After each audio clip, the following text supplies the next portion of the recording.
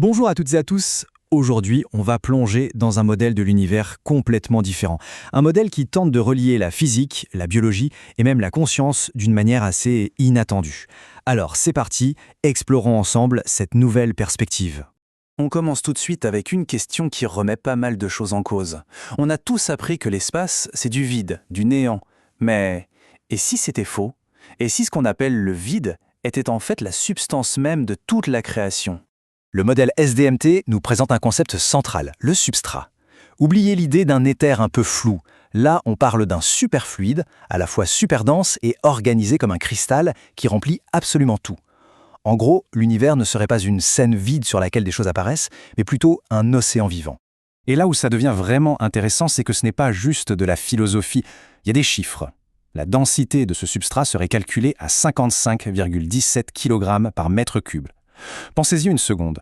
Chaque mètre cube d'espace vide et qui nous entoure pèserait en fait plus de 55 kg. C'est quasi le poids d'une personne dans chaque mètre cube de vide. Forcément, pour que la lumière puisse traverser un milieu aussi dense, il faut qu'il soit d'une rigidité incroyable. Les calculs estiment qu'il serait 10 millions de fois plus rigide que le diamant. C'est cette tension phénoménale qui permettrait à la lumière de voyager, pas comme une petite bille, mais comme une véritable onde de choc, une vibration qui traverse ce milieu à la fois fluide et cristallin. Bon, maintenant qu'on a la substance, passons à la couche suivante. S'il y a une matière première, quelles sont les règles qui la gouvernent? Comment la matière, la vraie, émerge de ce fameux substrat? Et là, l'idée est d'une élégance folle. Les masses des particules qu'on connaît, comme l'électron ou le proton, ne seraient pas le fruit du hasard. Non, elles suivraient une sorte de loi, une gamme musicale cosmique. Les particules stables qu'on observe seraient tout simplement les notes justes de cette immense symphonie. Et toute bonne musique a une note de référence, un diapason. Et bien dans ce modèle, la base de cette échelle universelle, c'est un nombre, bêta, qui vaut environ 11,65. C'est le pas harmonique qui structure toute la matière. C'est la clé de la partition si on veut. Et ce tableau, il illustre ça de manière assez bluffante. Regardez les chiffres. Le mode de vibration de l'eau, essentiel à la vie, il tombe pile sur l'indice 12. L'électron, la particule stable par excellence, bim, 1800, un entier parfait. Et le proton, le cœur de nos atomes, quasi 21, ce sont des nombres entiers ou presque pour les briques les plus fondamentales de notre réalité. Ce n'est pas anodin. Le point crucial à retenir, c'est donc celui-là. L'existence de matière stable ne serait pas un accident, mais une question de résonance. C'est comme si l'univers avait un système d'accordage intégré, et que seules les notes justes, harmoniques, pouvaient exister sur le long terme. D'accord, on a une substance, des règles harmoniques, mais comment on passe du potentiel à la réalité concrète? C'est quoi le mécanisme de création? Alors la matière ne serait pas une chose solide, une brique, ce serait plutôt une phase, un état géométrique du substrat. Et le passage à cet état se ferait via un mouvement bien précis, une sorte de danse de torsion que le modèle appelle le jitterbug, un concept hérité d'un inventeur génial, Buckminster Fuller. Décomposons ce mouvement. Au départ, on est à l'indice 12, une géométrie ouverte en équilibre parfait, l'équilibre vectoriel. C'est le potentiel pur que le modèle associe à l'état de l'eau. Ensuite vient l'action, une torsion, une contraction qui vient compresser ce potentiel. Et le résultat?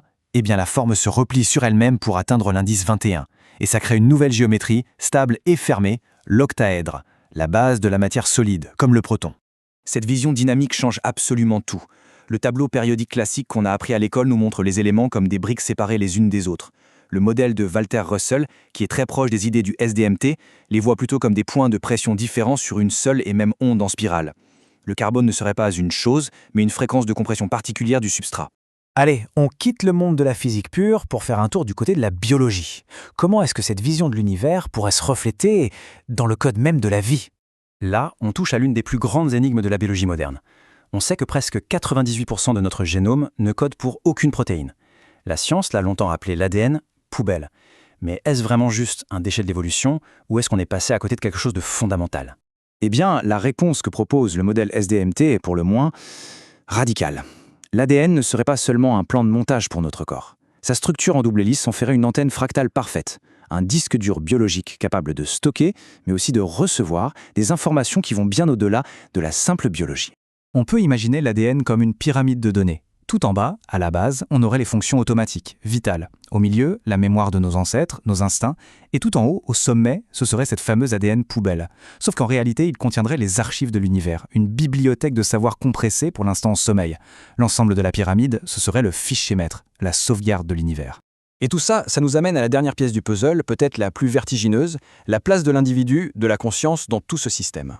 Dans ce modèle, l'unité de conscience individuelle s'appelle un soliton. C'est une onde stable qui s'auto-organise et se propage à l'infini dans le substrat. Mais le plus fou, c'est son côté holographique. Un soliton, ce n'est pas un petit bout de l'univers. Il contient en lui-même une copie complète de l'univers tout entier. Chaque soliton gérait 2 types de données. D'un côté, il y a le consensus. C'est la sauvegarde maîtresse de l'univers, le système d'exploitation partagé par tous. C'est ce savoir universel qui serait dans l'ADN.